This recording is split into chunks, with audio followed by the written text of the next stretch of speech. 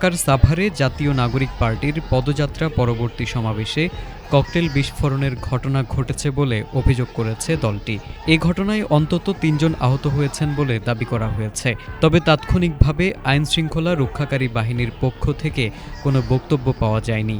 সোমবার রাত ৯টা ৪০ দিকে সাভার থানা বাসস্ট্যান্ড সংলগ্ন ঈদগাহ মাঠে এ ঘটনা ঘটে। বিস্ফোরণের পরপরই সমাবেশস্থলে উত্তেজনা ছড়িয়ে পড়ে। পরে এনসিপির আহ্বায়ক ও বিরোধী দলীয় চিফ হুইপ নাহিদ ইসলামের নেতৃত্বে একটি প্রতিবাদ মিছিল বের করে দলটি। মিছিলটি সাভার থানা ঘেরাও কর্মসূচিতে গিয়ে শেষ হয়। এনসিপির কেন্দ্রীয় সদস্য ইয়াসির আরাফাত জানান, ঢাকা জেলা এনসিপির আহ্বায়ক ইঞ্জিনিয়ার নাবিলা তাসনিদ বক্তব্য দিচ্ছিলেন। এ সময় দুর্বৃত্তরা সমাবেশ লক্ষ্য করে ককটেল বিস্ফোরণ ঘটায়। এতে অন্তত ৩ জন আহত হন। তিনি আরও জানান, ঘটনার সময় মঞ্চে দলের আহ্বায়ক নাহিদ ইসলাম, সদস্য সচিব আক্তার হোসেন এমপি এবং মুখ্য সংগঠক সার্জিস আলম সহ কেন্দ্রীয় নেতারা উপস্থিত ছিলেন।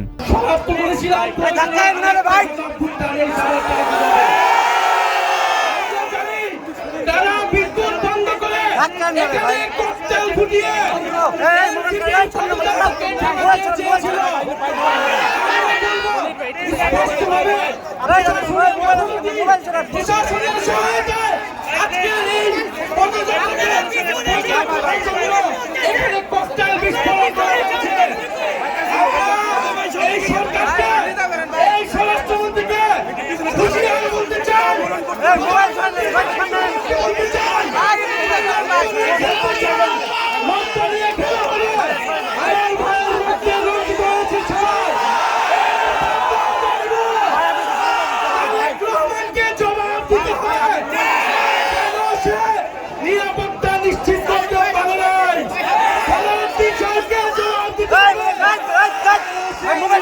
নাই, করতে পারে নাই।